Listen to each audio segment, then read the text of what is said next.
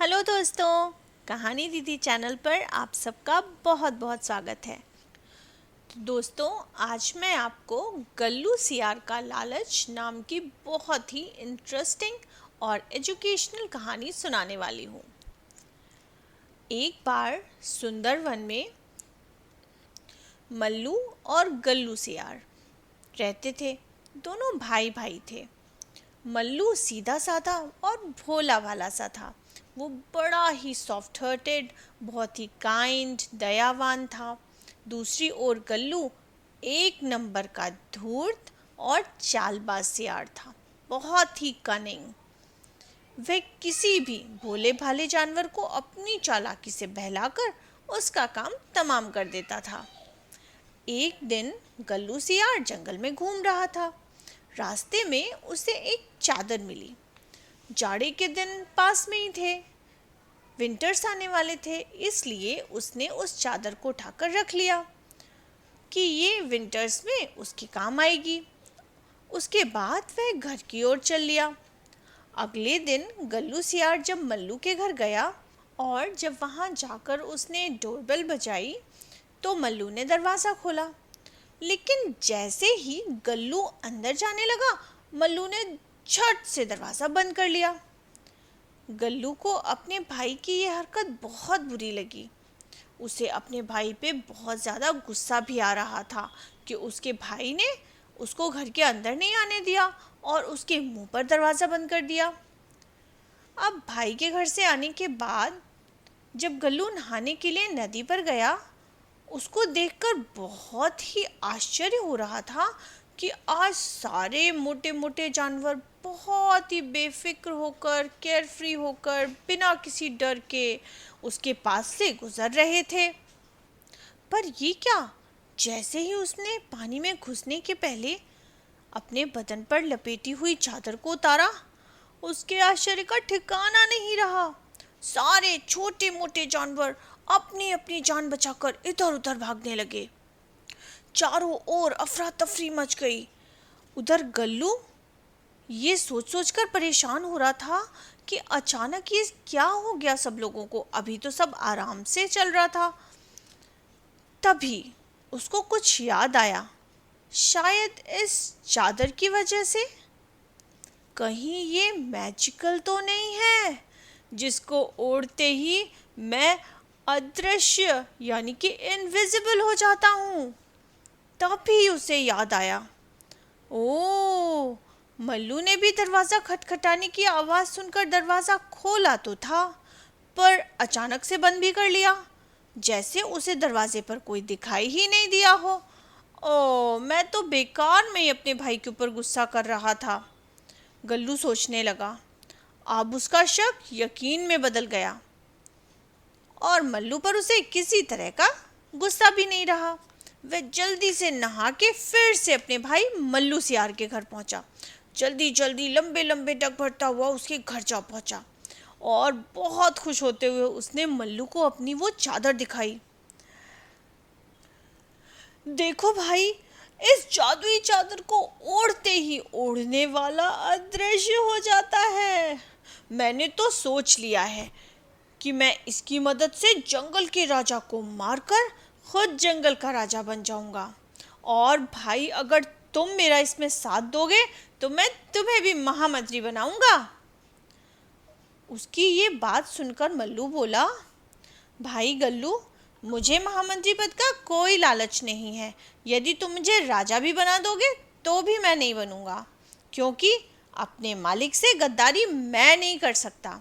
और मैं तो तुम्हें भी यही सलाह दूंगा कि तुम्हें इस चादर का दुरुपयोग नहीं करना चाहिए। दुरुपयोग यानी कि गलत उपयोग। मल्लू की बात सुनते ही गल्लू चिढ़कर बोला, ठीक है, अपनी सलाह अपने पास रखो। मैं भी कितना मूर्ख हूँ जो इस काम में तुम्हारी सहायता लेने आ गया। गुस्से में भुनभुनाते हुए गल्लू सियार वहाँ से चला गया और मल्लू सोच में डूब गया। वह सोचने लगा, अगर गल्लू जंगल का राजा बन बैठा तब तो बहुत अनर्थ हो जाएगा। एक सियार कभी जंगल का राजा होता है? एक सियार को जंगल का राजा बना देखकर पड़ोसी राजा हम पर आक्रमण कर देंगे।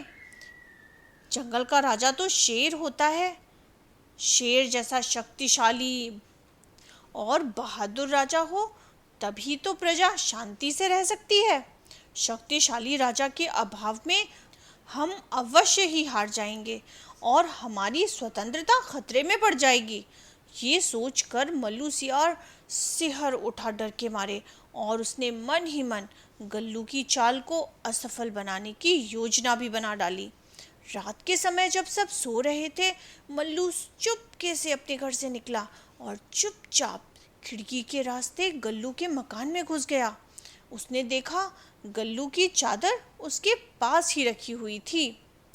उसने बड़ी ही सावधानी से उस चादर को उठाया और उसकी जगह पर वैसी ही दिखने वाली एक सेम चादर रख दी।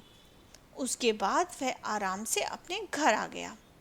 सुबह नहा धोकर जब गल्लू सियार शेर को मारने के लिए चादर ओढ़कर खुशी खुशी उसकी मांद की ओर चल पड़ा, आज तो उसके पांव धरती पर नहीं पड़ रहे थे। इतना खुश था क्योंकि उसको लग रहा था आज वो शेर को मारकर जंगल का राजा बनने वाला है। शेर की गुफा में पहुंचकर उसने देखा शेर तो अभी सो रहा था। गल्लू ने बड़े ही घमंड के साथ शेर को एक जोरदार लात मारी और उसको जगाकर उल्टी सीधी बातें कहने लगा। शेर नींद से चौंक कर उठा। जब शेर की नींद खुली, वह भूखा तो था ही, उसे बड़े जोरों की भूख लगी थी। ऊपर से गल्लू की उल्टी सीधी बातों ने उसे बहुत तेज गुस्सा भी दिलवा दिया था। बस फिर क्या था, उसने आव देखा ना ताव और झट से गल्लू का काम तमाम कर दिया एक ही बार में। मल्लू सियार को जब अपने भाई की मौत की खबर मिली तो उसको बड़ा दुख हुआ, पर मन ही मन उसने सोचा कि इसके अलावा जंगल की स्वतंत्रता बचाने का और कोई रास्ता उसके पास नहीं था। उसकी आंखों में आंसू आ गए और वह उठा। उसने उस जादुई चादर को जला डाला ताकि वह किसी और गलत इंसान के हाथ में न पड़ जाए। मल्लू ने अपने भाई की जान देकर अपने राजा के प्राण बचाए और जंगल की स्वतंत्रता भी। तो देखा बच्चों, आपने स्वतंत्रता के लिए, इंडिपेंडेंस के लिए कभी कभी हमें कितने बड़े बड़े बलिदान यानी कि सेक्रीफाइसेस देने पड़ते हैं। ठीक उसी तरह जिस तरह हमारे देश की स्वतंत्रता को बचाने के लिए हमारे देश के क्रांतिकारियों ने अपने प्राणों का बलिदान दिया, ढेरों कष्ट उठाए, अंग्रेज़ों के, ब्रिटिशर्स के जुल्म सहे, लेकिन हार नहीं मानी। तभी तो आज हम स्वतंत्रता की हवा में सांस ले रहे हैं। आज हमारा देश स्वतंत्र है सिर्फ उन्हीं बलिदानों की वजह से। उम्मीद करती हूँ बच्चों आपको आज की कहानी पसंद आई हो। अगर कहानी पसंद आई हो तो इसे प्लीज़ लाइक शेयर ज़रूर करें और सब्सक्राइब करें मेरे चैनल कहानी दीदी को ऐसी ही प्यारी प्यारी मज़ेदार कहानियों के लिए जो हमें एंटरटेनमेंट के साथ साथ बहुत अच्छे अच्छे सीख भी देती हैं। मिलती हूँ अगली बार एक नई कहानी के साथ। तब तक के लिए बाय बाय बच्चों।